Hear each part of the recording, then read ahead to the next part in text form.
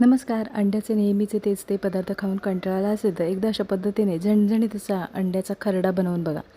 अतिशय चविष्ट असा हा खरडा तयार होतो. हा खरडा तुम्ही चपातीबरोबर, भाकरीबरोबर, अगदी भाताबरोबर सुद्धा खाऊ शकता.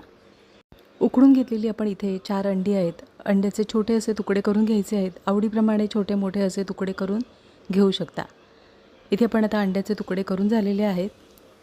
जेवण बनवायला काहीच सुचत नसेल तर नक्की एकदा अशा पद्धतीने हा अंड्याचा खरडा बनवून बघा आणि कमेंट बनवायला नक्कीच सांगा.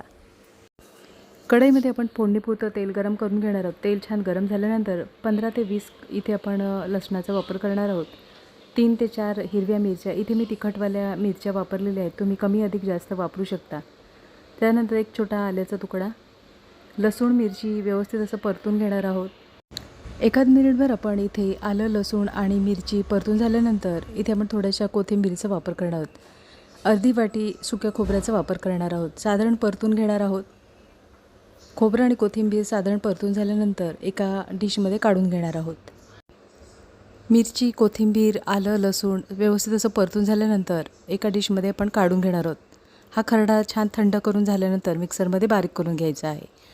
त्याच कढईमध्ये फोडणीपुरतं तेल गरम करून घेणार आहोत. तेल गरम झाल्यानंतर एक मोठा बारीक चिरून घेतलेला कांदा छान लालसर होईपर्यंत परतून घेणार आहोत. कांदा परतून होईपर्यंत इथे आपण आलं, लसूण, मिरची आणि खोबरं थंड करून झालेलं आहे ते आपण मिक्सरमध्ये बारीक करून घेणार आहोत. इथे पाण्याचा वापर न करता हे वाटण अगदी बारीक असं वाटून घ्यायचं आहे. मिक्सर चालू बंद करून अशा पद्धतीने हे वाटण तयार करून घ्यायचं आहे. वाटण तयार करून झाल्यानंतर इथे पाहू शकता कांदासुद्धा छान लालसर परतून झालेला आहे. कांदा परतून झाल्यानंतर पावडर मसाल्यांचा वापर करणार आहोत. पाव चमचा आपण इथे हळदीचा वापर करणार आहोत. 1 चमचा गरम मसाला, इथे मी मटन मसाला वापरलेला आहे. चवीनुसार मिठाचा वापर करणार आहोत. चवीनुसार मीठ, सुरुवातीलाच मिठाचा वापर करायचा आहे. सर्व मसाले व्यवस्थित असे परतून घेणार आहोत. मसाले परतून झालेले आहेत. इथे आपण आता बारीक करून घेतलेला खरडा आहे तो फोडणीमध्ये परतून घेणार आहोत. जेवण बनवायला काहीच सुचत नसेल तर नक्की एकदा अशा पद्धतीने हा अंड्याचा खरडा बनवून बघा आणि कमेंट बनवायला नक्कीच सांगा. अतिशय चविष्ट झणझणीत असा हा खरडा तयार होतो. एकाच मिनिटभर आपण इथे आता खरडा परतून झालेला आहे. खरडा परतून झाल्यानंतर इथे आपण बारीक करून घेतलेली अंडी आहेत ती आपण खरड्यामध्ये मिक्स करून घेणार आहोत. पाण्याचा वापर न करता हा खरडा तयार करून घेणार आहोत. इथे पण आता अंडी व्यवस्थित अशी खरड्यामध्ये मिक्स करून घेणार आहोत. फोडणीमध्ये अंडी व्यवस्थित अशी परतून झालेली आहेत.